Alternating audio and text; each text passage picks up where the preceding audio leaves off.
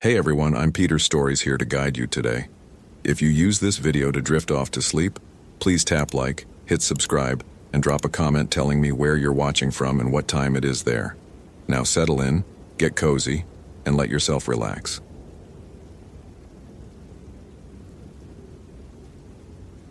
My name is Mike Thompson, and this was my 4th hour searching for Brandon Mitchell in the dense pine forests of Olympic National Park. My radio crackled with static as I keyed the mic with trembling fingers that refused to stay steady.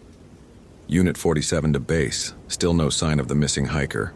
Grid section Charlie 7 complete, moving to Delta 7. My voice came out more hoarse than I intended, betraying the exhaustion already creeping into my 26-year-old body. Copy that, Thompson. Any tracks or disturbance? Ranger Supervisor Patricia Hayes' voice carried that edge of concern that made my stomach clench with inadequacy. I paused, studying the forest floor through my issued Garmin GPS unit. The coordinates read 47.8021 degree N, 123.60444 degree W, deeper into the old growth section than most day hikers ventured. Brandon's family had been calling the station every 30 minutes since reporting him missing at dawn. His mother's voice still echoed in my head. Please, he's only 19. He has his whole life ahead of him. He's all we have. Negative on tracks, but I hesitated, then forced myself to continue. The wildlife's acting strange. Haven't heard a single bird call in over an hour, and I found deer tracks heading away from this area in what looks like panic formation. Static filled the silence before Hayes responded. Keep moving, Thompson. Weather Service is calling for heavy rainfall by 1800 hours. We need to find him before visibility drops to 0. The pressure squeezed my lungs like invisible hands. 3 months into this job, and I was handling my first real missing person case solo. Every other rookie would have been paired with a veteran, but budget cuts meant I was learning search and rescue protocols, while someone's son was potentially dying in the wilderness. My breathing became shallow and rapid as I shouldered my 40-pound pack and continued along the unmarked trail. The October air should have been crisp and refreshing, but something felt fundamentally wrong about the atmosphere. The temperature seemed to fluctuate randomly, cold patches that raised goosebumps along my arms, followed by pockets of stifling warmth that made sweat pool beneath my Kevlar vest. I'd memorized Brandon Mitchell's file that morning. 19 years old, University of Washington sophomore studying environmental science, experienced hiker, according to his roommate. Last seen on the Hurricane Ridge Trail at approximately 600 hours, wearing a red North Face jacket, blue jeans, and carrying a black REI day pack with water and energy bars for what should have been a simple 4-hour loop hike. 6 hours later, he'd vanished. My handheld radio sputtered with interference as I tried to raise base again. Unit 47 to base, radio check. Nothing but static answered. I stopped walking, suddenly aware that my footsteps were the only sound penetrating the unnatural forest silence. My shoulders climbed toward my ears as an involuntary defensive posture took hold.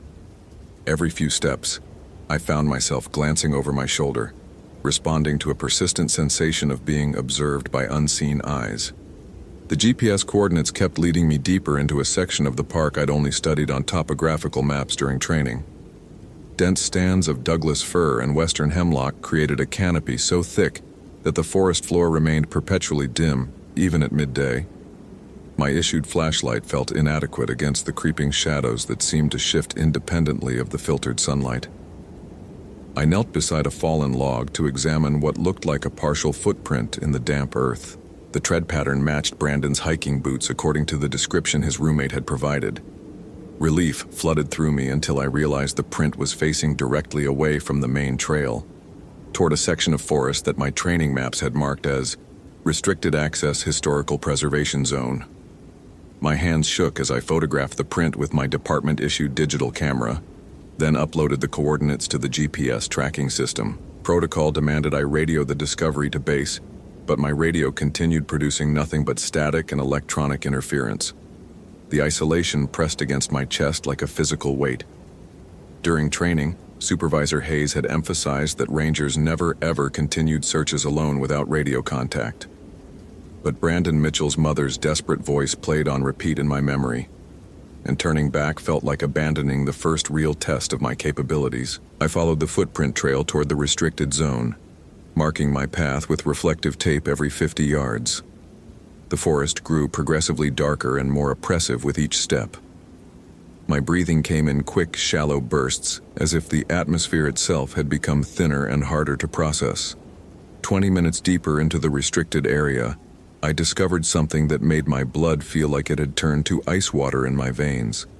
A second set of footprints appeared alongside Brandon's, larger, wearing what appeared to be military-style combat boots. The stride pattern suggested someone much taller and heavier than the missing college student. More disturbing, the boot prints showed no signs of following Brandon's path. Instead, they ran parallel, as if someone had been shadowing the young hiker's movement through the forest. I photographed the evidence with hands that refused to remain steady, then continued following both sets of tracks.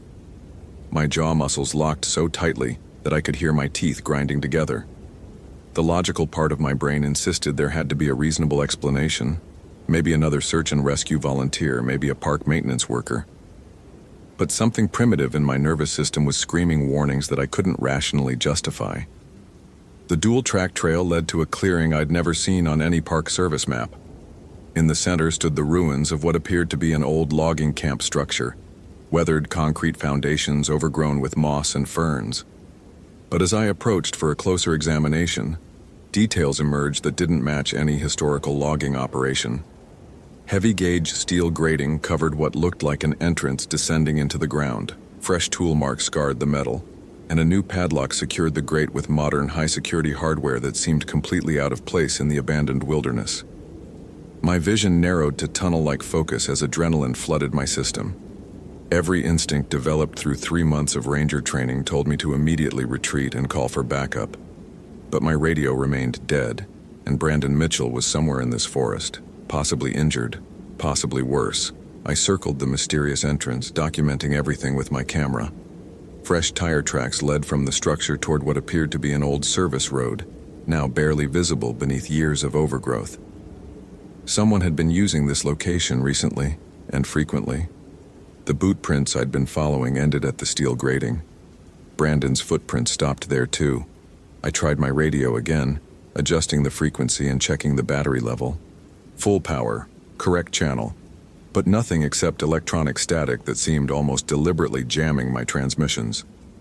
My mouth became dry as sawdust as the implications settled into my consciousness.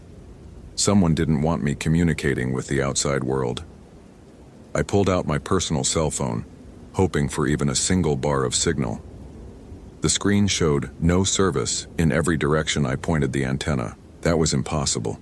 I'd had 3 bars of coverage when I'd started the search that morning, and I was only 6 miles from the park headquarters. My neck muscles hardened like steel cables as paranoia began infiltrating my thoughts. Every shadow in the forest periphery seemed to contain potential movement. Every small sound of settling branches or rustling leaves triggered hypervigilant reflexes that made me spin toward perceived threats. I needed to get back to base and report the discovery, but something kept me frozen beside that steel grating. Brandon Mitchell's mother trusted me to find her son. His family was counting on me, and I was 3 months into a career I'd dreamed about since childhood. Walking away felt like professional suicide and personal cowardice, but staying felt like something far worse. I compromised by searching the immediate area for any additional clues about Brandon's fate. The concrete foundations revealed recent disturbance in the surrounding soil, fresh excavation that hadn't been there long enough for vegetation to reestablish. Someone had been digging in multiple locations around the structure. That's when I found the piece of red fabric caught on a thorny bush 15 feet from the entrance, north face red. The exact shade described in Brandon Mitchell's missing person report. My hands trembled as I photographed the evidence and carefully bagged it in an evidence collection envelope from my pack. The fabric showed signs of forcible tearing, and dark stains that could have been blood or dirt or something worse covered one edge. I had to get into that underground structure. Every protocol I'd learned screamed against proceeding without backup, but this was potentially the only lead that could save Brandon's life. If he was being held somewhere below ground, every minute of delay reduced his chances of survival. I examined the padlock more closely, hoping to find some weakness or alternative entry point. The steel grating was embedded in concrete and appeared designed to prevent exactly what I was attempting. But as I worked my way around the perimeter, I discovered that recent excavation had partially undermined one corner section. With 15 minutes of careful digging using a folding shovel from my pack, I managed to create a gap barely wide enough for my body to squeeze through. The darkness below was absolute. I activated my high-intensity LED flashlight and peered into what appeared to be a hand-excavated tunnel, descending at a steep angle into the earth. The walls showed tool marks from professional excavation equipment, and wooden support beams suggested this was a permanent installation rather than a temporary hiding place. Someone had spent considerable time and resources creating this underground facility. The temperature inside felt noticeably warmer than the surface air, and a strange odor drifted up from the depths, a mixture of damp earth, industrial chemicals, and something organic that I couldn't identify, but that made my stomach contract with nausea. I squeezed through the gap and began descending the tunnel, my flashlight beam revealing a carefully constructed underground corridor that extended far beyond the range of my light. Every few steps I stopped to listen for any sounds that might indicate Brandon's presence or potential threats. The silence was complete, and somehow more oppressive than the forest above. 20 feet down the tunnel, I discovered the first chamber. My flashlight illuminated a rectangular room carved from the earth and reinforced with concrete walls. Industrial shelving lined the space, holding supplies that made my blood freeze in my veins. Rope, duct tape, industrial zip ties, medical instruments that gleamed with recent cleaning, and dozens of glass containers filled with chemical solutions I couldn't identify. This wasn't a survival shelter or research facility. This was a prison designed for holding human beings. My breathing became so rapid and shallow that spots appeared at the edges of my vision. The rational part of my mind insisted I needed to retreat immediately and bring proper law enforcement backup. But deeper in the tunnel system, I could hear something that made retreat impossible. Someone was crying. Weak, exhausted sobbing echoed from somewhere ahead in the darkness. "Brandon?" I called out, my voice cracking with tension. "Brandon Mitchell?" The crying stopped immediately, replaced by desperate, muffled sounds that could have been someone trying to speak through a gag. I moved deeper into the tunnel system, following the sounds and discovering additional chambers carved into the earth. Each room contained evidence of long-term human habitation, sleeping areas, basic sanitation facilities, and industrial shackles mounted to concrete walls. This was an operational kidnapping facility, and Brandon Mitchell was somewhere inside. I found him in the fourth chamber, 30 feet underground. The 19-year-old college student was alive, but secured to the wall with heavy chains around his ankles. Duct tape covered his mouth, and his red North Face jacket was torn and stained with blood and dirt. His eyes went wide with relief and desperation when my flashlight beam illuminated his face. "I'm Ranger Thompson," I whispered, moving quickly to begin removing his restraints. "I'm going to get you out of here." But as I worked on the lock securing his chains, Brandon's eyes suddenly filled with terror, and he began making frantic sounds through his gag. Not relief, but warning. I turned just as something heavy struck the back of my skull. The world exploded into stars and darkness, and I collapsed onto the concrete floor as my flashlight rolled away, its beam revealing heavy work boots approaching through the tunnel entrance. Well, a gravelly voice echoed through the chamber. "Looks like we caught ourselves a forest ranger." My vision swam as I tried to focus on the figure standing over me. The man was large, probably 6'4" and heavily muscled, wearing military surplus clothing and carrying a high-powered tactical flashlight. His face was weathered and scarred, with eyes that held no trace of human empathy. "Name's Carl Hendricks," he said, kneeling beside my prone form. "And you just wandered into my private collection area." He secured my hands behind my back with industrial zip ties that cut into my wrists, then dragged me to a sitting position against the concrete wall. Brandon watched with terrified eyes as our captor examined my ranger identification and equipment.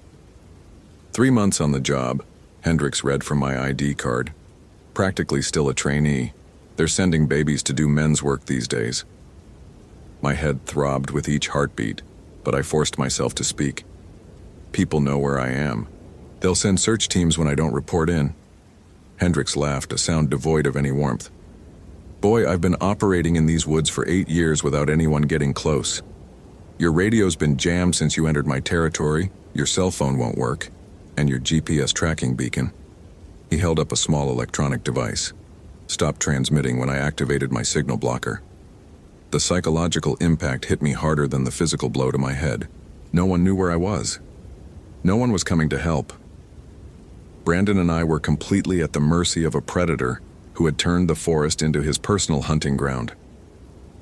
See, I've got a very specific hobby, Hendricks continued, settling onto a folding chair that suggested he spent considerable time in these underground chambers. I collect people, hikers, campers, the occasional park ranger who gets too curious about things that don't concern them. He gestured toward Brandon. Young Mr. Mitchell here was supposed to be a routine addition to my collection. College boy out for a nature walk. Family won't start seriously looking for a few days. Plenty of time to integrate him into my facility. But then you had to go and complicate things. My mind raced through possible escape scenarios, but the reality was overwhelming. Hendricks clearly had years of experience operating this kidnapping operation. The underground facility was professionally constructed and strategically located in a restricted area where official searches would be limited. Even if I could somehow overpower him, finding our way out of the tunnel system without light would be nearly impossible. But Brandon Mitchell's mother was counting on me to bring her son home. "What do you want?" I asked, trying to keep my voice steady despite the terror clawing at my throat. "Want?" Hendricks seemed genuinely amused by the question. "Boy, I've got everything I want right here. A private facility where I can pursue my interest without interference, a steady supply of visitors who wander into my territory, and now a forest ranger who can provide some interesting variety to my collection." He stood and walked to a metal cabinet, retrieving several items that made my stomach lurch with nausea. Medical instruments, restraint devices, and chemical containers that suggested prolonged captivity rather than quick elimination. You see, most people assume predators like me are interested in quick violence. Get in, get out, dump the body somewhere remote. But I'm what you might call a connoisseur. I prefer to study my subjects over extended periods, understand what makes them tick, how long they can maintain hope before breaking completely. Brandon made desperate sounds through his gag, tears streaming down his face. Mr. Mitchell here has been quite fascinating. 19 years old, studying environmental science, wanted to save the forests. The irony is delicious, don't you think? Saved by the very wilderness he loved. Hendricks began preparing restraints clearly intended for long-term use. But you, Ranger Thompson, represent something special. Law enforcement training, physical conditioning, psychological resilience. It could take months to properly break down your defenses. The implications of his words triggered a complete fight-or-flight response that overwhelmed my rational thinking. My breathing became so rapid and shallow that hyperventilation threatened to make me pass out. Sweat poured down my back despite the cool underground temperature, and my muscles alternated between rigid tension and uncontrollable trembling. But somewhere in the psychological chaos, I remembered my training. 3 months of Ranger Academy had included wilderness survival scenarios, basic law enforcement procedures, and emergency response protocols. More importantly, I remembered something Supervisor Hayes had emphasized during our last training session. Panic kills more people in emergency situations than actual danger. Your brain is your most important survival tool. I forced myself to slow my breathing and assess the situation strategically. Hendricks was large and physically powerful, but he was also overconfident. 8 years of successful operation had made him careless about security procedures. He'd restrained my hands but not my feet, and he'd left my utility belt with basic ranger equipment within potential reach. The tunnel system was complex, but I'd memorized the route from the entrance to this chamber. If I could create enough confusion to disorient him temporarily, Brandon and I might have a chance to reach the surface before he could pursue. But I needed a distraction significant enough to even the odds. I noticed that Hendricks had positioned his tactical flashlight on the metal cabinet, pointing toward the ceiling to provide general illumination for the chamber. The heavy LED unit was our only light source in the underground facility. If I could somehow extinguish it, the absolute darkness would neutralize his physical advantages and give us mobility options. "You're making a mistake," I said, trying to project more confidence than I felt. "Missing rangers trigger massive search operations. They'll bring in FBI, state police, specialized rescue teams. Your operation won't survive that kind of attention." Hendricks paused in his preparation. "Maybe, but by the time they organize a proper search, you'll be integrated into my collection permanently. And I've got contingency plans for relocating if necessary." He moved closer, kneeling to examine the restraints intended for my ankles. As he bent forward, his body blocked the direct light from the tactical flashlight, casting the chamber into partial shadow. This was my only opportunity. I lunged forward, using my shoulder to strike Hendricks in the chest while simultaneously kicking toward the metal cabinet supporting the flashlight. My aim was imperfect, but I managed to knock the light off its perch, sending it crashing to the concrete floor. The chamber plunged into absolute darkness. Hendricks roared with rage and pain, but I was already rolling toward where I'd seen Brandon restrained against the wall. My hands were still zip-tied behind my back, but my fingers could reach the folding knife attached to my utility belt. "Brandon, I'm going to cut your restraints," I whispered. "When I do, follow me toward the tunnel entrance. Stay close and move fast." I managed to retrieve the knife and begin sawing through the chains securing Brandon's ankles. The metal was thick and the angle awkward, but adrenaline gave me strength and focus I hadn't known I possessed. Hendricks was thrashing around the chamber, cursing and trying to locate his backup lighting. The concrete walls amplified every sound, creating acoustic confusion that worked in our favor. "Got it," I whispered as Brandon's restraints finally parted. "Move toward the tunnel, follow the wall, go now." We stumbled through the darkness toward the chamber entrance, navigating by touch and memory. Behind us, Hendricks had apparently found another light source, because an angry red glow began illuminating the chamber walls. "You're dead," he screamed. "Both of you are dead. There's nowhere to run in these tunnels." But we were already moving through the underground corridor, Brandon pulling the duct tape from his mouth as we rushed toward the surface entrance. My intimate knowledge of the route we descended gave us a crucial advantage. I could navigate the tunnel system even in limited visibility. "The entrance is 30 feet ahead," I told Brandon as we reached the ascending section. "There's a gap in the steel grating on the left side. Squeeze through and run toward the main trail." Daylight appeared ahead as we approached the surface opening. Behind us, Hendricks' pursuit was gaining ground, his angry shouts echoing through the tunnel system. Brandon squeezed through the gap first, then helped pull me to the surface. My hands were still restrained behind my back, but we were alive and free of the underground prison. "Run toward the main trail," I told him. "Head for the park headquarters. Tell them about the underground facility and that I'm pursuing the suspect." "What about you?" Brandon asked, his voice shaking with exhaustion and trauma. I looked back toward the tunnel entrance. Hendricks would emerge in moments, and he knew these woods better than anyone. If we ran together, he'd likely recapture us both before we could reach help. But if I could delay him long enough for Brandon to escape— "Go," I said. "That's an order." Brandon hesitated for a moment, then ran toward the trail system leading back to park headquarters.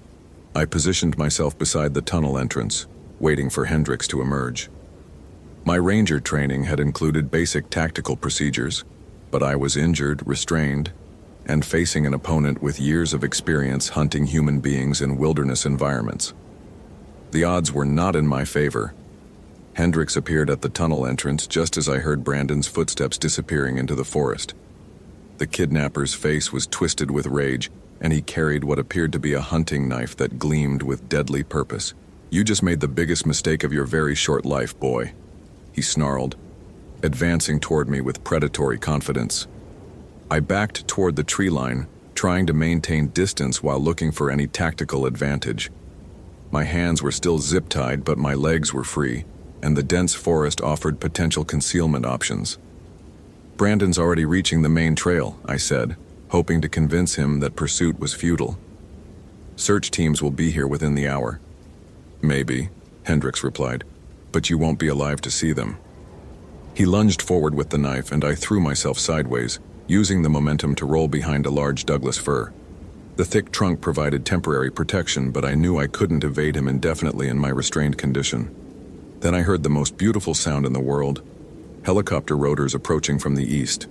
Search and rescue operations had apparently begun despite my radio silence. The thunderous noise of the aircraft seemed to disorient Hendricks, who spun toward the sound with obvious concern. I used his distraction to put more distance between us, moving deeper into the forest toward what I hoped was the approaching rescue team. Unit 47, this is Air Rescue 1, do you copy? The radio call echoed through the forest from speakers mounted on the helicopter. I tried to shout a response, but my voice was hoarse and likely inaudible over the aircraft noise. Instead, I focused on reaching a clearing where the helicopter crew might spot me from above. Hendricks was pursuing, but the aerial search had clearly disrupted his confidence. 8 years of successful operation had depended on isolation and secrecy. A full-scale search and rescue deployment represented exactly the kind of official attention that could destroy his entire operation. I broke through the tree line into a small meadow just as the search helicopter appeared overhead. The pilot immediately spotted me and began circling for a landing approach. Behind me, Carl Hendricks had vanished back into the forest. The rescue was swift and professional. Within minutes, I was aboard the helicopter with my restraints removed and medical attention for my head injury. Brandon Mitchell was already safe at park headquarters, having reached the main trail and flagged down a search team. But as we lifted off for the flight back to civilization, I looked down at the forest where Hendricks had disappeared. 8 years of operation meant extensive knowledge of the terrain, hidden caches of supplies, and probably multiple escape routes. He was still out there. The FBI investigation that followed uncovered a sophisticated kidnapping operation that had been targeting hikers and campers throughout the Pacific Northwest. The underground facility contained evidence linking Hendricks to 17 disappearances over nearly a decade. But despite extensive searches involving federal agents, state police, and specialized tactical teams, Carl Hendricks was never found. The forest had reclaimed its predator. If this story is giving you chills, smash that follow button for more supernatural horror. What would you do in Mike Thompson's situation? Comment below. 6 months later, I was promoted to senior ranger and assigned to a different national park. The Olympic National Park incident had taught me that evil doesn't always announce itself with supernatural manifestations or otherworldly phenomena. Sometimes the most terrifying monsters are the ones that look exactly like human beings. But I still wake up some nights remembering the absolute darkness of those underground chambers and wondering how many other Carl Hendricks are operating in remote wilderness areas around the country. The forests are vast, and rescue teams can't be everywhere. Some predators have learned to use our love of nature against us, and somewhere in those dark woods, they're still waiting for the next victim to wander off the marked trail. Holy hell, that was intense. Did that ending blow your mind? Like, if you want more terrifying ranger stories, follow for daily supernatural horror, and comment your theory about what really happened to the other 17 victims. I read every single one. My name is Mike Thompson, and I've learned that the most dangerous predators are the ones who understand that isolated wilderness is the perfect hunting ground. Stay safe out there.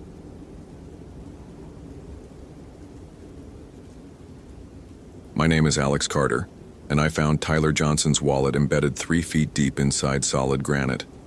A geological impossibility that shattered everything I thought I knew about reality. The radio call came in at 0547 hours on October 13, 2018, crackling through the morning mist that clung to the valleys of Blackwood National Forest like ghostly fingers. I was finishing my second cup of coffee in the ranger station when dispatch's voice cut through the static. Unit 7, we have a 1054 at coordinates 35.2844 degree N, 83.3289 degree W, missing hiker Tyler Johnson, age 24, failed to return from solo camping trip. Family requesting immediate assistance. Unit 7 copies, en route to LKP. I grabbed my pack, already loaded with standard SAR gear, GPS unit, emergency medical supplies, extra batteries, emergency rations for 72 hours. My Motorola radio was clipped to my shoulder, fully charged. The morning air bit through my wool ranger jacket as I stepped outside. I'd been working Blackwood for 8 years, ever since I transferred from the more civilized trails of Great Smoky Mountains. Something about this forest had always felt different. Not wrong exactly, but layered with secrets that went deeper than the ancient root systems of its towering oaks and chestnuts. My grandmother used to say I had the sight, that ability to sense things others missed. In ranger work, that intuition had saved lives more than once. The coordinates led me to Eagle's Rest Trail, a moderately difficult 6.2-mile loop that wound through some of the park's most remote backcountry. Tyler's Honda Civic sat alone in the trailhead parking area, October leaves scattered across its windshield like abandoned hopes. License plate matched the description, Tennessee TYL 4429. I radioed my position. Unit 7 at coordinates, vehicle located, beginning ground search pattern Alpha. The trail started normally enough. Well-maintained dirt path, orange blazes every 50 yards. The familiar pattern of boot prints from day hikers mixed with the delicate hoof prints of white-tailed deer. Tyler's tracks were easy to identify. Size 11 Merrell hiking boots with distinctive lug sole pattern, slightly worn on the outside edge indicating mild overpronation. The prints showed confident spacing, no signs of distress or fatigue. But 3 miles in, something changed. The forest grew unnaturally quiet. Not the peaceful silence of dawn, but the absolute absence of sound that makes a ranger's instincts scream danger. No bird calls, no rustle of small mammals in the underbrush. Even the wind seemed to hold its breath. My skin prickled with awareness that had nothing to do with the dropping temperature. Tyler's boot prints continued along the main trail for another quarter mile, then veered sharply off-path toward a cluster of granite outcroppings known locally as the Devil's Teeth. Massive stone formations that jutted from the earth like the fossilized spine of some primordial beast. I followed the tracks through increasingly dense undergrowth, my breathing growing shallow as an invisible weight pressed against my chest. The air itself felt thick, viscous, like moving through water. My GPS unit flickered, the screen wavering between coordinates that couldn't possibly be accurate. Then I saw it. 20 feet up the face of a sheer granite cliff, Tyler Johnson's brown leather wallet was embedded in solid rock. Not sitting on a ledge, not wedged in a crack. Embedded, completely. The leather protruded maybe 2 inches from stone that showed no fractures, no tool marks, no evidence of any force that could have driven an object into granite. The rock face was smooth, unbroken, as if the wallet had somehow merged with the stone during the mountain's formation millions of years ago. My vision narrowed to a tunnel, peripheral awareness disappearing as my mind struggled to process the impossibility before me. Sweat formed instantly on my forehead despite the October chill. My fingers went numb, fumbling as I pulled out my radio. Dispatch, Unit 7, I need to report. The words fractured in my throat. How do you describe the impossible? I've located evidence of the missing hiker. Request backup and technical climbing team. Copy Unit 7. What's your status on the missing person?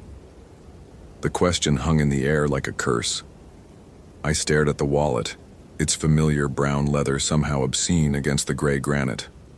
My jaw clenched involuntarily as reality shifted beneath my feet like quicksand. Still searching, I managed. But dispatch. Something's not right here. I spent the next hour documenting everything with my camera, taking GPS readings that showed impossible variance, measuring distances that seemed to change when I looked away. The wallet remained exactly where it was, defying physics with quiet malevolence. As afternoon shadows lengthened, something else began to trouble me. The shadows themselves weren't behaving correctly. Instead of moving with the sun's arc across the sky, they seemed to writhe and shift independent of their sources. A shadow cast by a dead oak would suddenly stretch toward me like a grasping hand, then snap back when I tried to focus on it directly. My radio crackled. Unit 7, this is dispatch. Family is asking for update on Tyler Johnson. I thought of my own family.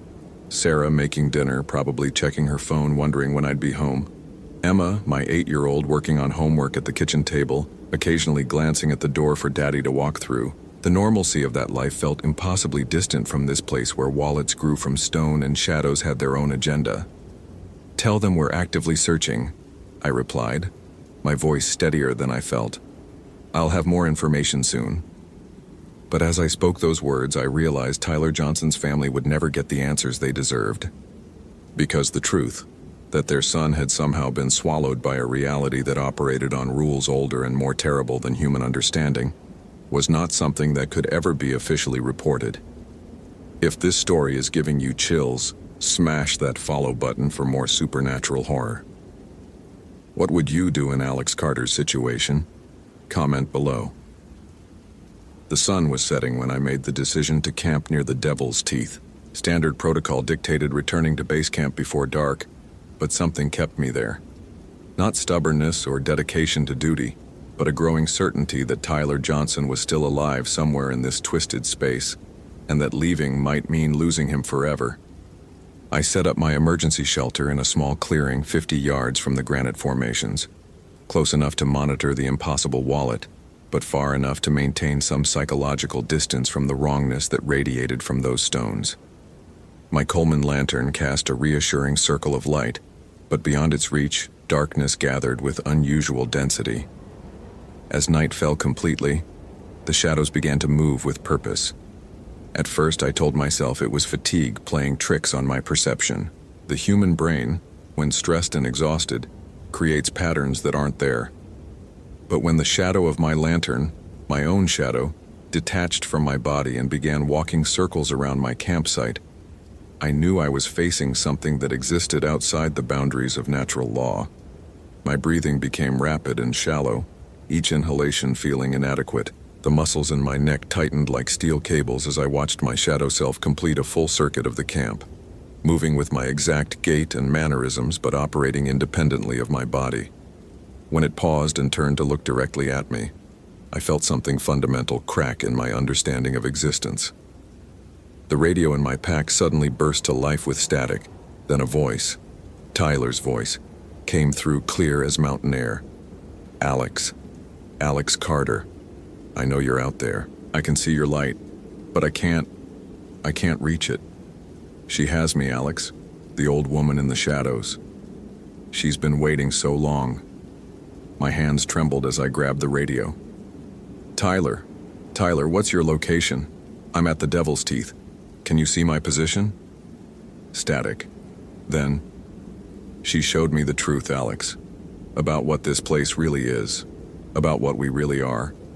We're not what we think we are. The universe is so much stranger and more terrible than we imagined. She's been here since before the mountains formed, since before humans learned to speak. And she's hungry, Alex. She's so hungry for someone who can see. The transmission cut to static, then silence. I sat in my circle of light, understanding with crystal clarity that I was no longer searching for a missing hiker. I was prey being hunted by something that had existed when the first shadows fell across the primordial earth. Tyler Johnson hadn't simply disappeared, he had been chosen. And now, because of my intuitive abilities, because I could sense things others couldn't, I had been chosen too. The shadows around my campsite began to thicken, becoming almost solid. Not merely the absence of light, but a substance unto itself, pooling and flowing like black water. From within that darkness I began to see shapes, tall, feminine, impossibly ancient. A figure in flowing robes that seemed woven from midnight itself, with eyes that held the cold light of stars that died before Earth was born. The legendary Shadow Witch. She had never been legend at all. The stories told by local tribes, dismissed by modern minds as primitive superstition, were warnings. Desperate attempts to communicate in truth too vast and terrible for human language to contain.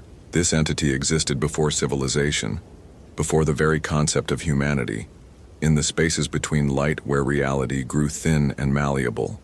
When she spoke, her voice came from everywhere and nowhere, a whisper that bypassed my ears and spoke directly to the primitive fear centers of my brain. The one with sight.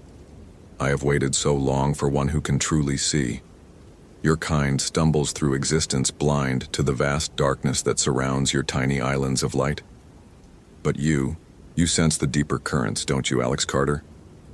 My teeth began to chatter, not from cold but from a terror so primal it seemed to rewrite my genetic code in real time.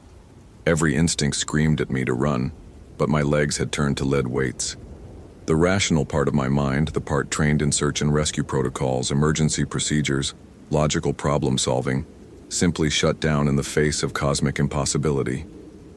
Tyler, I whispered through numb lips. Where is Tyler? The shadows around her writhed like living things, and for a moment I saw him, Tyler Johnson, standing just behind her, his eyes reflecting that same cold starlight.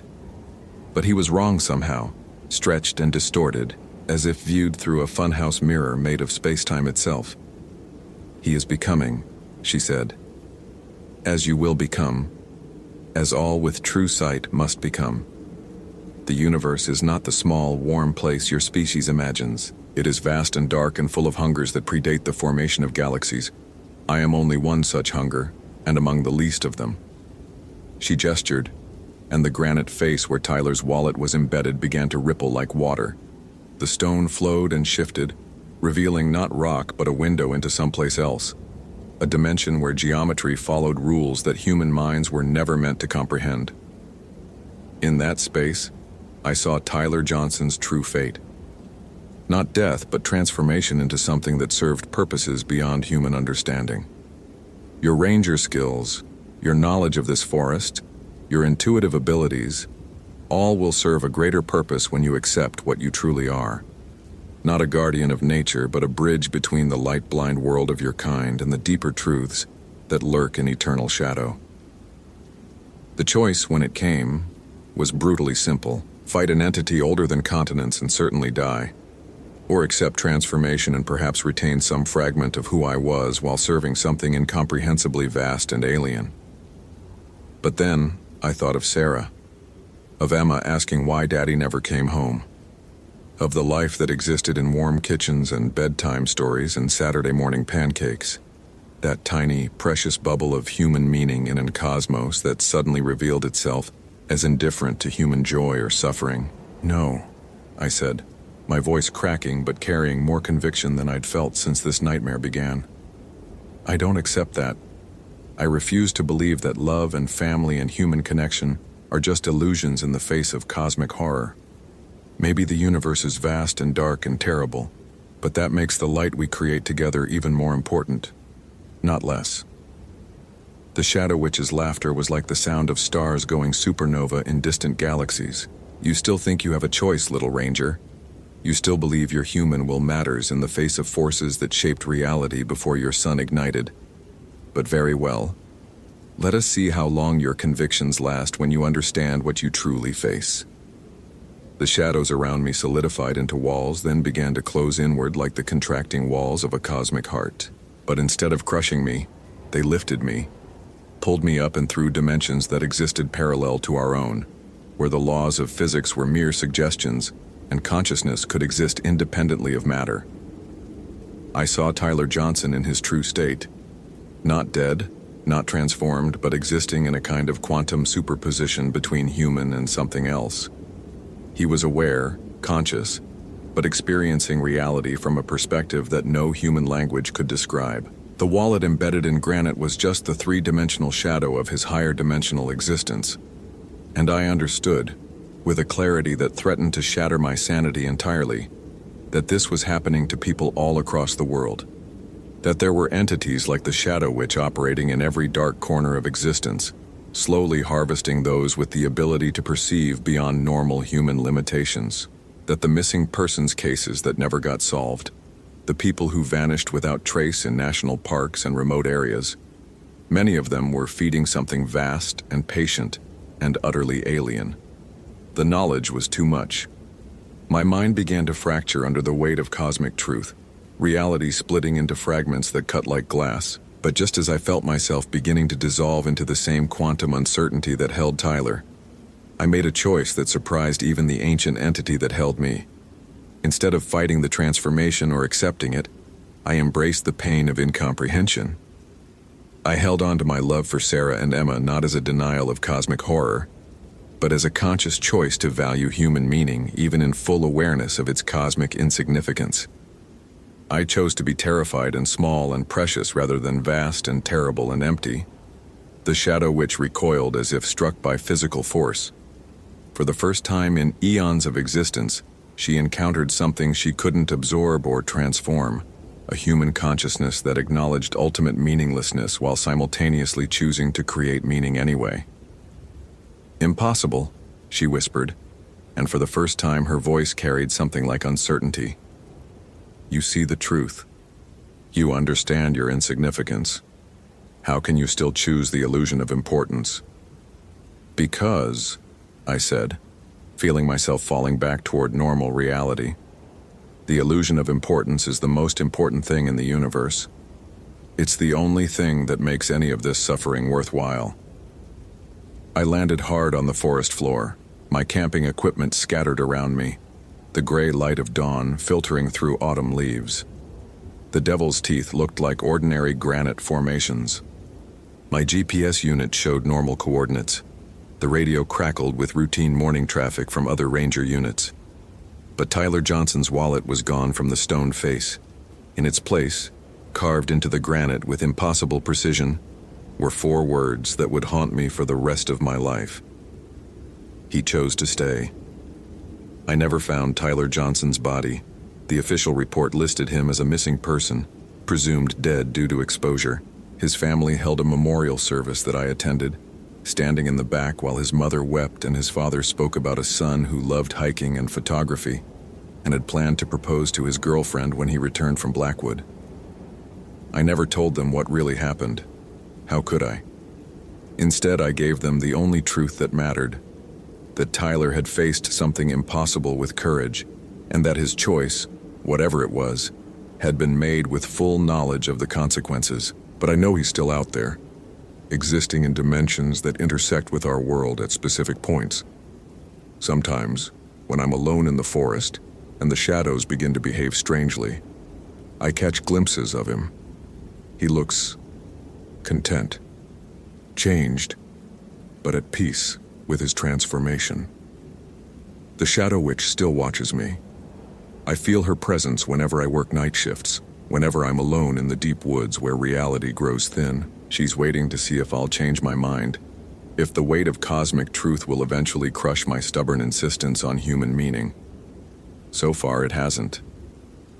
Every morning I wake up next to Sarah, kiss Emma goodbye as she heads to school, and choose to believe that love matters even in a universe that contains things like shadow witches and dimensional parasites, and truths too terrible for human comprehension. But I also carry emergency flares now, and a satellite communicator, and I never go into the deep woods alone.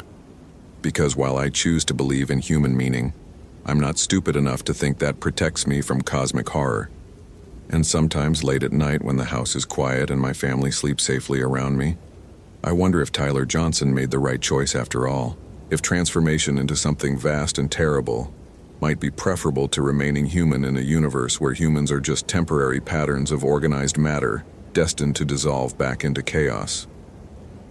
But then Emma laughs at breakfast, or Sarah kisses me goodbye before work, and I remember why I choose the beautiful illusion of importance over the terrible truth of meaninglessness. Even if that choice makes me prey to things that hunger in the spaces between stars. My name is Alex Carter, and I found Tyler Johnson's wallet embedded in solid granite. But more importantly, I found something in myself worth choosing over cosmic truth. The stubborn, irrational, magnificent human decision to love in the face of an indifferent universe. And that choice, more than any cosmic horror, is what haunts me most of all. Holy hell, that was intense. Did that ending blow your mind? Like, if you want more terrifying Ranger stories, follow for daily supernatural horror, and comment your theory about what really happened to Tyler Johnson. I read every single one.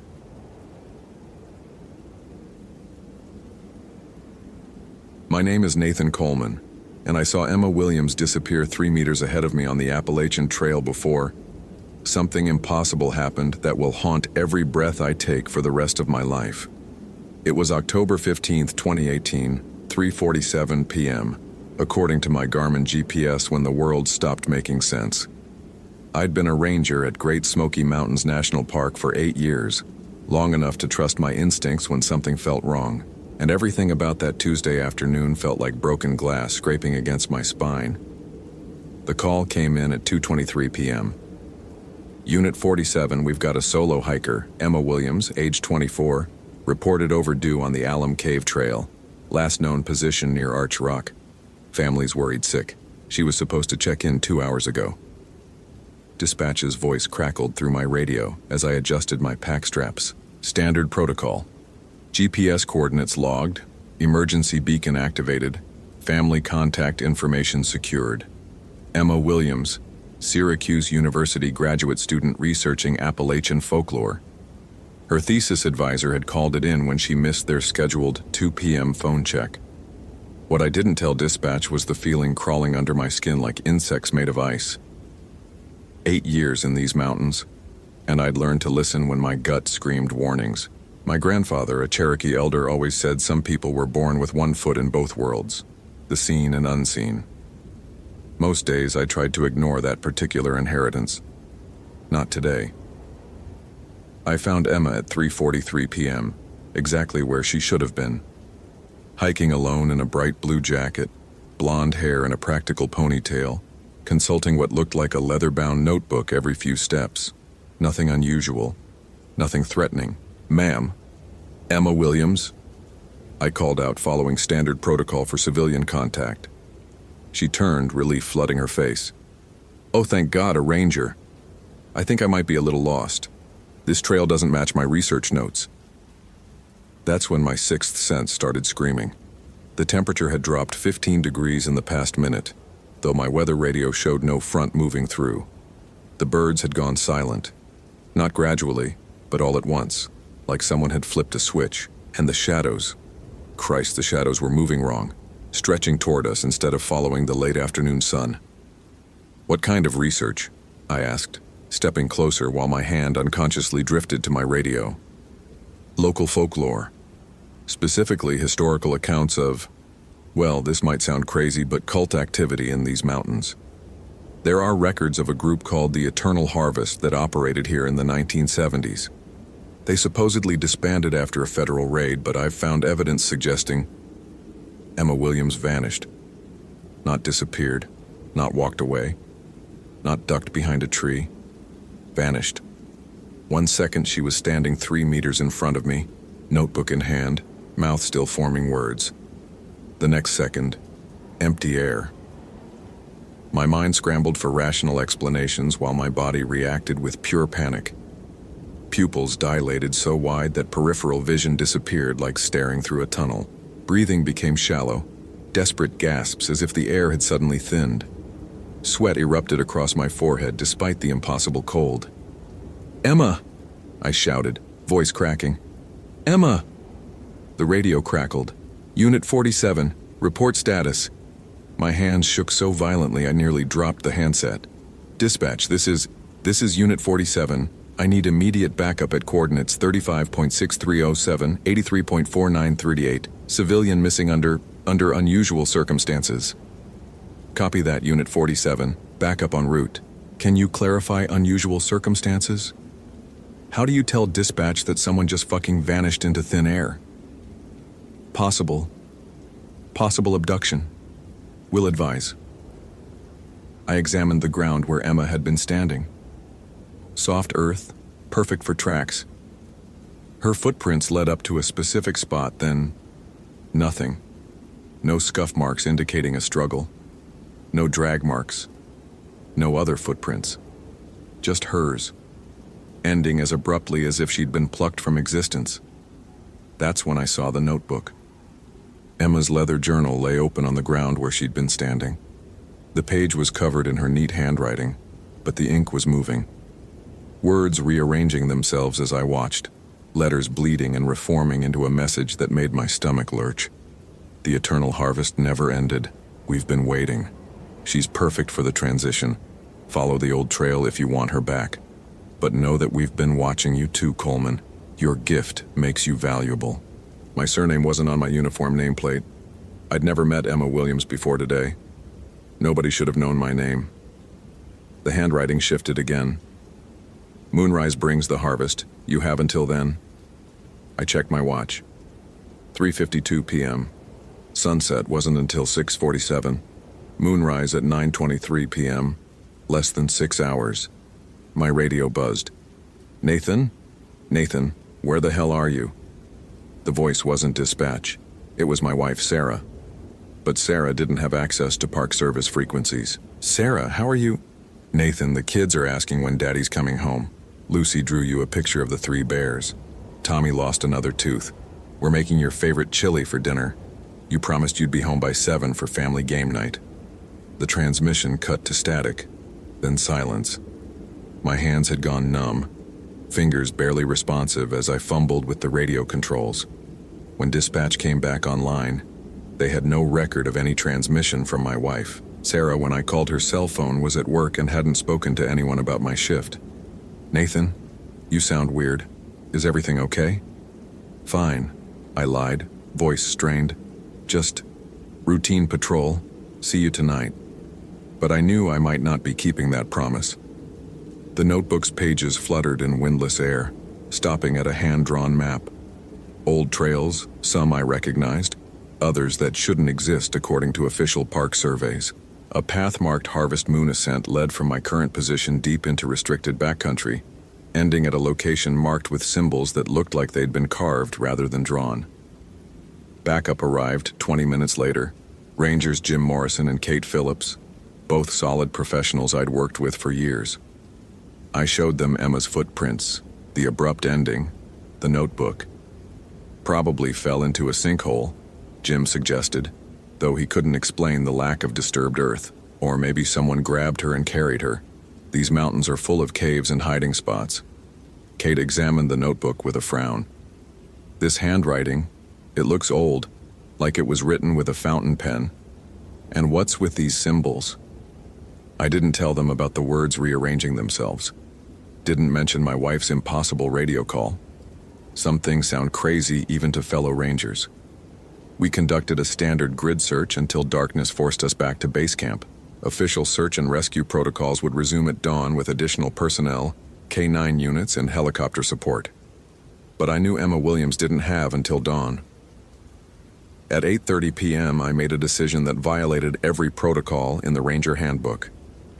I lied to my shift supervisor, falsified my location log, and headed back into the wilderness alone with nothing but my standard gear: Motorola radio, GPS unit, emergency medical kit, headlamp, backup batteries, multi-tool, and my grandfather's obsidian knife. The one item in my pack that wasn't regulation. The old trail didn't exist on any official map, but it was there. Faint path markers carved into trees, worn smooth by decades of use. Symbols that matched Emma's notebook, leading deeper into backcountry that should have been impassable. My intuitive abilities kicked into overdrive as I followed the trail.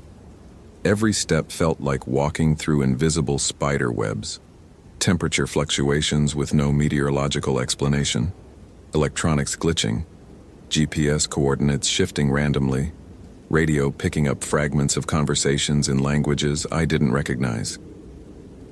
The path led me through terrain that defied geology. Rock formations that seemed carved rather than naturally eroded. Trees growing in perfect geometric patterns. Clearings where the ground was permanently stained dark, as if the earth itself had been poisoned. At 9:15 p.m., 8 minutes before moonrise, I heard Emma screaming.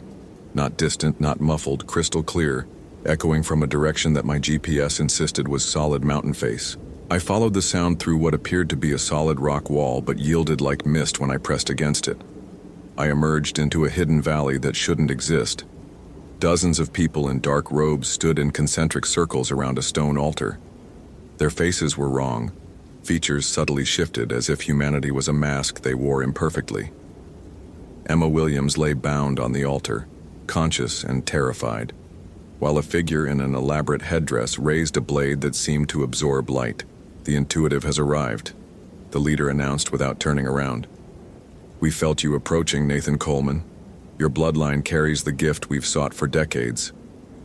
My breathing turned shallow and rapid, muscles in my neck tensioned like steel cables. Vision narrowed to tunnel focus as adrenaline flooded my system. "Let her go," I called out, hand moving to my radio. Dead static. GPS showing impossible coordinates, every piece of modern technology rendered useless. "She volunteered," the leader replied. finally turning. The face beneath the hood was my own, but decades older and carved with symbols that seemed to move in the moonlight. Just as you will volunteer, once you understand what we offer. I'm nothing like you. You feel things others cannot. See patterns in the unseen world. Your Cherokee ancestors knew the old ways before Christianity corrupted them. We preserved those ways, perfected them. The blade descended toward Emma's chest. I reacted without thinking, drawing my grandfather's obsidian knife and charging the altar. The cultists moved to intercept me, but they moved wrong. Joints bending in directions that violated anatomy, limbs extending beyond human proportions. The first one I reached had skin that gave way like wet clay when my blade found its throat. Black ichor sprayed across my face, burning like acid. The thing that had looked human moments before revealed itself as something assembled from parts that had never quite fit together. More surrounded me. Not 20 or 30 people as I'd initially counted, but the same 8 figures moving faster than humanly possible, creating the illusion of a crowd. Each cut of my blade revealed their true nature, not possession or transformation, but things that had been wearing human shapes like ill-fitting clothes. Emma's screaming intensified as the leader's blade pierced her skin. Real blood, red and human, flowed onto the altar. Where it touched the stone, reality wavered like heat shimmer. That's when I understood. This wasn't a ritual to sacrifice Emma. It was a ritual to birth something into our world, using her life force as an anchor point. My sixth sense exploded into full awareness. I could see the dimensional membrane separating our reality from somewhere else. Emma's blood was dissolving that barrier, allowing something vast and hungry to push through. The obsidian knife in my hand grew warm, then hot. My grandfather's voice echoed in my memory. Some tools choose their wielders, Nathan. When the time comes, trust the blade. I stopped fighting the cultist and focused on the altar. Whatever was trying to push through the dimensional gap was almost fully manifested. A writhing mass of organs and limbs that defied description, held together by malevolent intelligence that regarded humans as insects. The knife guided my throw, perfect arc, spinning end over end, striking the altar stone where Emma's blood pooled. The obsidian blade shattered on impact, but the fragments continued moving, embedding themselves in the stone and expanding outward like cracks in ice. Reality snapped back into place with an audible crack that shattered trees for 100 yards in every direction. The cultists collapsed into puddles of organic matter that steamed and dissolved. The hidden valley flickered like a failing television signal before solidifying into normal Appalachian wilderness. Emma lay unconscious, but breathing on what was now ordinary stone.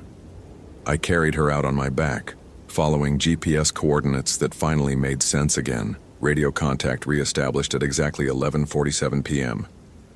Unit 47, thank God. We've been trying to reach you for hours. What's your status? I found her, I reported. Emma Williams is alive but unconscious, requesting immediate medical evac at coordinates 35.6284, 83.4919. Emma recovered fully with no memory of the events after 3:45 p.m. Official reports attributed her disappearance to a fall into a previously unknown cave system, followed by mild hypothermia and temporary amnesia. Her notebook, when examined by investigators, contained only research notes about Appalachian folklore.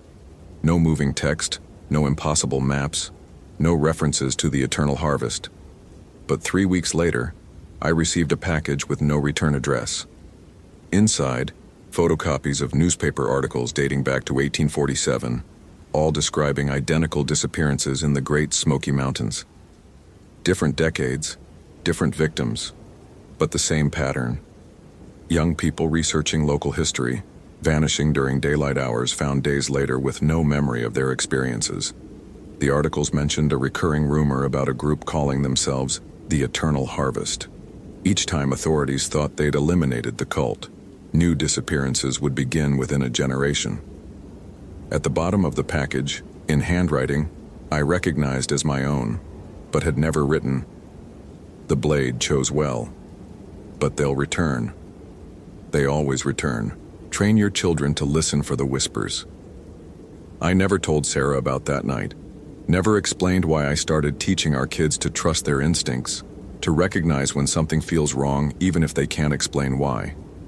But every October 15th, I wake up at 3:47 a.m. in a cold sweat, knowing that somewhere in these mountains the eternal harvest is still waiting, still watching, still hunting for people like Emma Williams. And people like me. Last month my daughter Lucy came home from school with a drawing. "I dreamed about this place, Daddy," she said, showing me a picture of a stone altar surrounded by figures in dark robes. The drawing was signed with symbols I recognized from my grandfather's stories. My name is Nathan Coleman, and I saved Emma Williams from something that shouldn't exist. But I'm starting to think Emma Williams was just the beginning. If this story is giving you chills, smash that follow button for more supernatural horror. What would you do in Nathan Coleman's situation? Comment below. Holy hell, that was intense. Did that ending blow your mind? Like, if you want more terrifying ranger stories, follow for daily supernatural horror, and comment your theory about what really happened to Emma Williams. I read every single one.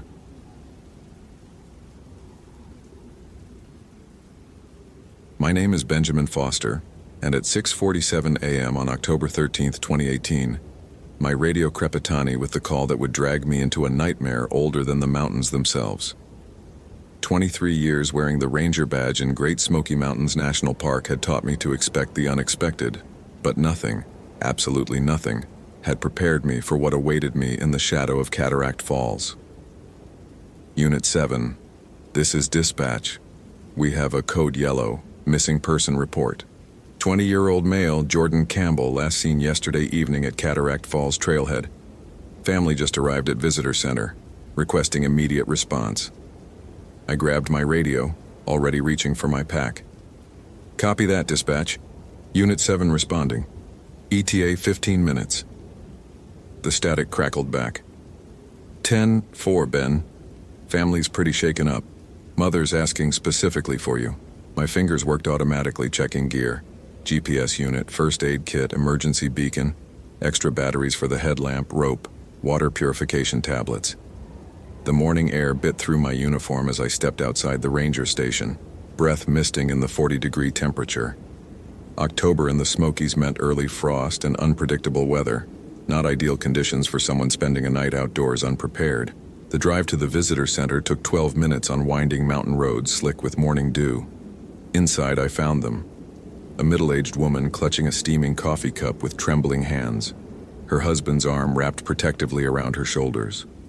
Their eyes held that specific terror unique to parents whose child has vanished into wilderness. "Mrs. Campbell, I'm Ranger Foster." The woman looked up, and I saw Jordan's eyes staring back at me, that same bright green that would haunt my dreams for months afterward. "He was supposed to call last night," she whispered, voice cracking. "Jordan always calls. Every night when he's camping, he calls to let us know he's safe. When his phone went straight to voicemail." She couldn't finish. Mr. Campbell cleared his throat. "Jordan's an experienced hiker, Eagle Scout. He knows these mountains, but he's never missed a check-in call. Never." I pulled out my incident report pad, the familiar weight of routine offering small comfort. "Tell me about yesterday. What time did he arrive? What was he carrying? Any specific plans he mentioned?" "He got here around 2 p.m., Mrs. Campbell said, steadying her voice. "He had his big pack, the red North Face one, with his tent, sleeping bag, camp stove. He was planning to hike to the falls and camp overnight, then continue to Charles Bunyan today." She paused, struggling. "He was so excited about photographing the waterfalls with the autumn colors." Something cold settled in my stomach. "Cataract Falls? You're sure he said Cataract Falls specifically?" They nodded in unison. Mr. Campbell frowned. "Is there something wrong with that area?" I kept my expression neutral, but internally, warning bells screamed. Cataract Falls sat in a remote section of the park where we'd had incidents. 3 missing persons in the last 15 years. All found eventually, but not in ways that made sense. And the stories the survivors told, when they could remember anything at all, never quite aligned with physical evidence. "Just want to be thorough," I assured them. "Did Jordan mention meeting anyone? Any other hikers or campers?" "No, he was going solo. That's his thing. Digital detox weekends, he calls them." Mrs. Campbell's laugh held no humor. Though he promised to keep his phone on for emergencies, I finished collecting details. Jordan's exact clothing description: blue flannel shirt, dark hiking pants, black hiking boots, his emergency contact information, his planned route, and the contents of his pack. Then I made the promise that would bind me to this nightmare. I'll bring him home. The drive to Cataract Falls trailhead took 30 minutes through increasingly dense forest. The Cherokee National Forest pressed close to the narrow road, ancient oaks and maples creating a canopy so thick that morning sunlight filtered through in scattered golden patches. My radio chattered with routine morning traffic, other rangers checking in, maintenance reports, weather updates. Normal sounds of a normal day, except nothing about this felt normal. I parked at the gravel trailhead and stepped into air that tasted wrong. Not bad exactly, but off, like breathing through a wet cloth. The temperature had dropped another 10 degrees since leaving the visitor center, despite the climbing sun. Mist clung to the forest floor with unnatural persistence, creating shifting patterns that seemed almost deliberate. My boots crunched on the frost-covered leaves as I approached the trail register. Jordan's signature stared back at me from yesterday's entries. Jordan Campbell, solo hike to Cataract Falls, exit planned 10:14. His handwriting was confident, neat, the writing of someone excited about adventure, not someone walking into danger. The trail began normally enough. Well-maintained path, proper blazing, familiar terrain, I'd hiked hundreds of times. But within the first quarter mile, wrongness crept in at the edges of perception. The forest fell silent. No bird calls, no insect buzz, no rustle of small animals foraging. Even my footsteps seemed muffled, absorbed by the oppressive quiet. My radio crackled. "Unit 7, this is dispatch. Any contact with our missing person?"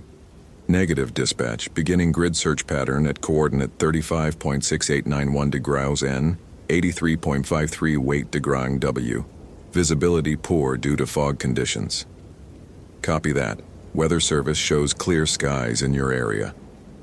I looked up at the thick mist surrounding me, then at my GPS reading. The coordinates were correct, but the weather service was dead wrong. Fog hung in the air like gray wool, growing denser with each step deeper into the forest. 20 minutes in, I found Jordan's first marker, a granola bar wrapper, half buried under decomposing leaves. I knelt and examined it with my flashlight. The wrapper was clean, dry, recently discarded. No weathering, no animal damage. But something about its placement bothered me, too perfectly positioned as if deliberately placed for discovery. I photographed the wrapper's location with my phone, noting GPS coordinates and time, standard search protocol. But when I stood to continue, a sound froze my blood. Children's laughter, high and musical, echoing through the mist from somewhere ahead. My hand moved instinctively to my radio. "Dispatch, Unit 7. Are there any reported family groups in the Cataract Falls area?" "Negative, Unit 7. Trail permits show only your missing person and 2 adult hikers who exited yesterday evening." The laughter came again, closer this time. Multiple voices, maybe 3 or 4 children, playing some kind of game. My training kicked in. Lost children took priority over everything else. I keyed my radio again. "Dispatch, I have possible additional missing persons. Children's voices detected in Sector 7 Alpha. Requesting backup." "Copy that, Unit 7. Dispatching Unit 12 to your location. ETA 45 minutes. I pushed deeper into the fog, following the sound. The laughter stayed just ahead, always just out of sight, leading me further from the main trail. Warning bells screamed in my mind, but children's safety overrode everything else. Every ranger learned that fundamental rule: children first, questions later. The terrain grew rougher. Roots caught my boots, hidden rocks threatened to turn ankles, and the mist thickened until I could barely see 3 feet ahead.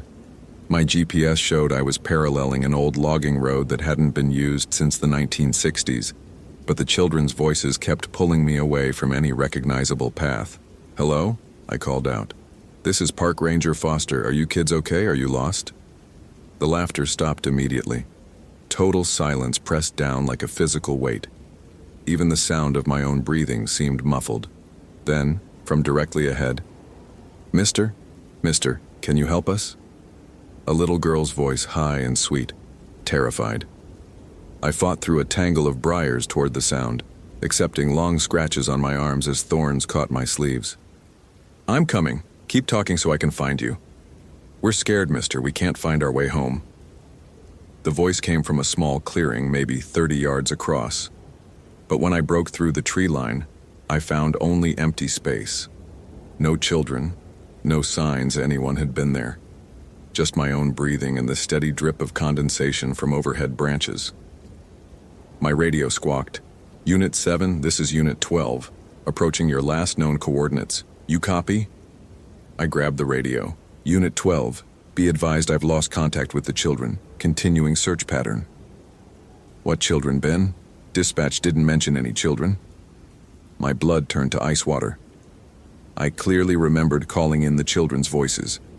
I remembered requesting backup specifically for possible additional missing persons. But when I replayed my last radio transmission in my mind, "Dispatch, this is Unit 7. Requesting backup for missing person search." Had I imagined the children? Was stress causing auditory hallucinations? 23 years of experience said no, but the radio log didn't lie. "Unit 12, disregard child reference. Continue to my coordinates for standard missing person search." "Copy that, Unit 7, ETA 30 minutes. I stood in the clearing, heart hammering against my ribs in a rhythm that seemed too fast, too irregular. Sweat gathered under my arms despite the cold, and my breathing came in shallow puffs that dispersed too quickly in the still air. Something was wrong with this place, wrong in ways that had nothing to do with weather or terrain. A stick snapped behind me. I spun around, hand moving to the taser on my belt. "Jordan? Jordan Campbell?" No response. But in the mist, maybe 20 feet away, a shadow moved. Human-shaped, but too small to be Jordan. Child-sized. "Hey, are you okay?" I approached slowly, hands visible, voice calm. "I'm a park ranger. I'm here to help." The shadow remained motionless. As I got closer, details emerged through the fog. A small figure in old-fashioned clothing, standing perfectly still. A little girl in a dress that looked like something from decades past, her back to me. "Sweetie, what's your name?" She turned around. What I saw destroyed every rational thought in my head. The little girl's face was wrong. Features too sharp, eyes too bright, skin with a waxy pallor that suggested death rather than life. But it was her smile that stopped my heart. Too wide, revealing teeth filed to points. "We've been waiting for you," she said in that sweet, innocent voice that had led me here. Other children emerged from the mist, 4 of them ranging in apparent age from maybe 6 to 12, all in old-fashioned clothing, all with that same waxy pallor and those terrible, sharp-toothed smiles, and all with eyes that held intelligence far beyond their apparent years. My mind struggled to process what I was seeing. Missing children from decades past? Impossible. But the alternative, that these things had never been human at all, was worse. "Where's Jordan?" My voice came out steadier than I felt. The oldest-looking child, a boy in suspenders and a cap, tilted his head like a curious bird. "Jordan's with us now. He's learning the rules." "What rules?" "The rules for staying, the rules for serving, the rules for bringing others." The little girl giggled, a sound like breaking glass. "Just like we learned. Just like you'll learn." Ice filled my veins. These weren't lost children. They were predators. And I was the prey. I reached for my radio. "Dispatch, Unit 7, I need immediate..." The radio crackled with static, then went dead. I tried my cell phone. No signal. Even my GPS unit flickered and died, screen fading to black. "Technology doesn't work well here," the boy explained pleasantly. Too much interference from the old places, from the deep places, from where we come from when the moon is dark. The children began moving closer, forming a loose circle around me. Their movements were wrong, too fluid, too coordinated. Not like children playing, but like pack hunters surrounding prey. My hand found the taser. "Stay back, I'm warning you." They laughed in unison, a chorus of innocence hiding something ancient and hungry. "Silly mister," the little girl said. "You can't hurt us. We're already dead." That's when I saw the wounds. Now that they were closer, I could see what the old-fashioned clothing had hidden. Terrible injuries, decades old but somehow still fresh. The boy's throat had been slashed, a gaping wound that should have killed him instantly. One girl was missing most of her left arm, torn off at the shoulder. Another had burn marks covering half her face. But they moved and spoke as if nothing was wrong, as if they hadn't died in agony decades ago. "The master needs fresh servants," the boy continued conversationally. "Jordan was perfect. Young, strong, isolated. But one isn't enough for the ceremony. We need a pair." "Where is Jordan?" I demanded, raising the taser. "Oh, he's here. Look up." Against every instinct, I raised my eyes. Jordan Campbell hung from the branches of an enormous oak tree, suspended by ropes that looked older than the mountains themselves. But he wasn't dead. Not yet. I could see his chest rising and falling, see his eyes tracking my movement. He was conscious, aware, and completely unable to move or speak. And his body was wrong. His arms and legs had been broken in multiple places, then repositioned at impossible angles. Fresh blood seeped from wounds I couldn't fully see through his torn clothing. But the worst part was his eyes. They held a terror so complete, so absolute, that looking into them made my sanity fray at the edges. "He's being prepared," the girl explained. "The bones must be arranged properly for the ritual. The blood must flow in the correct patterns. The master is very particular about these things." Rage exploded through my terror. This was still a search and rescue. Jordan was still alive. Everything else was just obstacles to overcome. I triggered the taser at the nearest child. The electrodes passed right through her body as if she were made of mist. She giggled and clapped her hands. "I told you that wouldn't work, but we appreciate the effort." I dropped the useless weapon and ran. Behind me, children's laughter followed through the forest like hunting hounds. But I had advantages they might not expect. I knew these mountains, knew the terrain, knew every trail and shortcut within a 50-mile radius. If I could reach the main trail, if I could get to Unit 12. Branches whipped my face as I crashed through underbrush. My lungs burned as I sucked in the thin mountain air.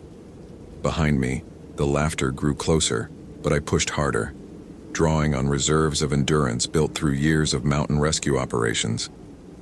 I broke through a wall of rhododendrons and found myself on the old logging road my GPS had shown earlier. Wide enough for vehicles, clear of obstacles, it offered the fastest route back to civilization. I turned downhill and ran harder than I'd run since my army days. The laughter stopped. Silence fell so complete I could hear my own heartbeat thundering in my ears. But I didn't slow down. Silence was worse than laughter. Silence meant they were hunting differently now. My radio crackled back to life. "Unit 7, this is Unit 12. I'm at your last coordinates. Where are you?" I grabbed the radio without slowing. "Unit 12, I'm on the old logging road, grid reference." Shit. My GPS was still dead. "I'm heading downhill on the logging road." "Something's wrong here, Mike. Something really wrong." "Ben, you're breaking up. Say again?" "The children they're not." How do you explain the impossible? "Just get backup, get lots of backup, and bring weapons." "Ben, I can't understand you. Signal's really bad." The radio died again, but ahead I could see where the logging road intersected with the main trail. 500 yards. I could make it. That's when I heard Jordan scream. Not the scream of someone in pain. I'd heard plenty of those during mountain rescues. This was the scream of someone whose soul was being torn apart. It echoed through the forest with impossible volume, seeming to come from everywhere at once. I stopped running, Every instinct screamed at me to keep going, to escape, to save myself. But Jordan was still alive, still suffering, and I'd made a promise to his parents. I turned around and headed back into hell. The children were waiting for me in the clearing. They stood in a perfect circle around the oak tree where Jordan hung, and in the center of that circle something else waited. The Master. I understood now why the children served willingly. The thing that stood between them defied description, not because it was indescribable, but because my mind refused to process what my eyes saw. Tall as a man, but wrong in every proportion. Skin like wet leather. Eyes that reflected light like an animal's, but held intelligence that was terrifyingly human. Ranger Benjamin Foster, it said in a voice like grinding stone. Welcome to our family. The thing knew my name, had known I was coming. This had all been planned. Let him go, I said, surprised by how steady my voice sounded. Take me instead. The Master tilted its head, considering. Oh, I'll take you both. The ritual requires a pair, after all. One to anchor the darkness, one to open the door. Your missing person will serve perfectly as the anchor. Broken, terrified, desperate. And you, those terrible eyes studied me. You'll open the door. Such strength, such determination, such love for family. It knew about my family, my wife Sarah, my daughter Emma, my son Michael. The knowledge was there in its eyes, a promise of what would happen if I failed here. The children brought you here with their calls, the Master continued, as they've brought others over the decades, as they brought Jordan yesterday when he heard a little girl crying for help in the forest. Jordan had heard the same thing I had, the children's voices calling for help. He'd followed them here just as I had, just as others had before us. You see, Ranger Foster, humans are predictable. Show them someone in distress, especially a child, and they abandon all caution. Evolution made you protectors, and we've learned to exploit that weakness. I looked up at Jordan, still conscious, still aware. His eyes met mine, and in them I saw not just terror but something else. Determination. He was fighting whatever they'd done to him, fighting to stay aware, fighting to help somehow. The ritual begins at sunset, the Master said. Until then, you wait. The children moved closer, and I felt invisible bonds wrap around my arms and legs. Not ropes or chains, but something that held me motionless regardless. I could still speak, still see and hear, but my body no longer obeyed my commands. Hours passed. The Master spoke in a language that predated human civilization, words that made my ears ache and my vision blur. The children responded in the same tongue, their young voices somehow making the ancient words sound even more obscene. As the sun began to set, they started preparing Jordan for whatever was coming. I won't describe the details. Some things should never be written down, never shared, never remembered. But I will say this. Jordan Campbell was braver than anyone should have to be. He never begged, never broke. Even when they began the process that would turn him into a gateway for something that should never exist in our world. That's when I felt it. A warmth in my chest, spreading outward like sunrise. Not heat, exactly, but something deeper. Something connected to every memory of my family, every moment of love and connection and fierce protectiveness. Sarah's laugh on our wedding day. Emma's tiny hand gripping my finger when she was born. Michael's proud smile when he caught his first fish. Every bedtime story, every scraped knee kissed better, every promise to keep them safe. The invisible bonds around me began to weaken. What? The Master turned toward me, confusion flickering across its inhuman features. I thought about my promise to Jordan's parents, about Mrs. Campbell's green eyes full of desperate hope, about Mr. Campbell's quiet faith that I would bring their son home. The bond snapped. I lunged at the nearest child, the little girl who'd first called to me.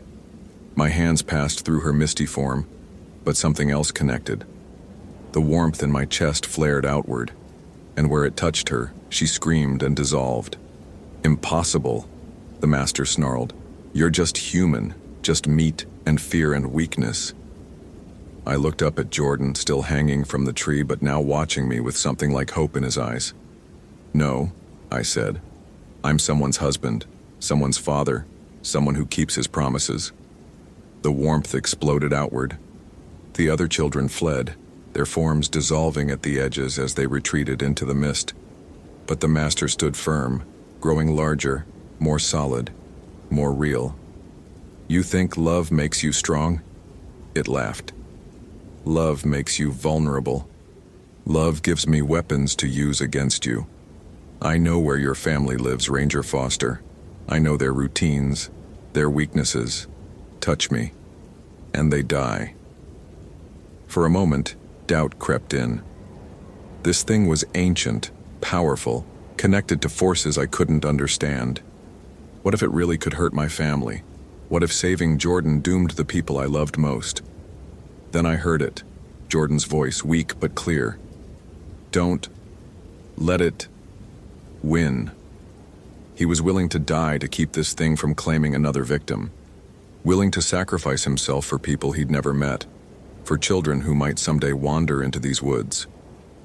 I thought about what kind of man I wanted to be, what kind of example I wanted to set for my own children. I walked straight into the master's arms. Its claws raked across my chest, tearing through my uniform shirt like tissue paper. Pain exploded through my nervous system as supernatural cold poured into the wounds. But the warmth inside me burned brighter, fed by every memory of love and protection and unshakable determination. The master's form began to waver. "This isn't possible. Humans don't have this kind of power." "You're right," I said, blood running down my chest. "Humans don't, but fathers do." The warmth reached critical mass. Light erupted from every wound, every scratch, every point where the master's claws had touched me. It filled the clearing, burned away the unnatural mist, and sent the master's scream echoing across the mountains. When the light faded, I was alone with Jordan. He hung unconscious now, but breathing steadily. The ropes that held him were ordinary manila hemp, frayed and old, but cuttable. It took me 20 minutes to climb the tree and get him down safely, checking for spinal injuries and internal bleeding as I'd been trained. He was hurt, broken ribs, lacerations, severe dehydration, but alive. Completely, miraculously alive. My radio crackled back to life. "Unit 7, this is Unit 12. Ben, where the hell are you?" I looked around. We were in a small clearing, maybe a quarter-mile from the main trail. Normal forest, normal afternoon light filtering through normal trees. No sign of supernatural activity. No evidence that anything unusual had happened here. Except for Jordan's injuries, and the claw marks across my chest that would scar in the shape of something like protective sigils. "Unit 12, I've got him. Grid reference 35.6847 again, 83.5291 degree W. I need immediate medical evacuation. Multiple injuries, but conscious and stable." I carried Jordan out of the forest on my back, following game trails and ranger shortcuts I'd known for decades. Unit 12 met us halfway with a medical team, and within an hour, Jordan was in a helicopter heading for the hospital in Knoxville. The official report listed cause of injuries as bear attack with subsequent disorientation. Jordan's memory of the incident was spotty. He remembered hearing children calling for help, then nothing until waking up in my arms at the bottom of the tree. The doctors attributed the memory loss to head trauma. I never told anyone the truth. Who would believe it? More importantly, who needed to carry that knowledge? But I did make some changes. I requested transfer to a desk job within 6 months, spending my final 5 years of service in administration rather than field work.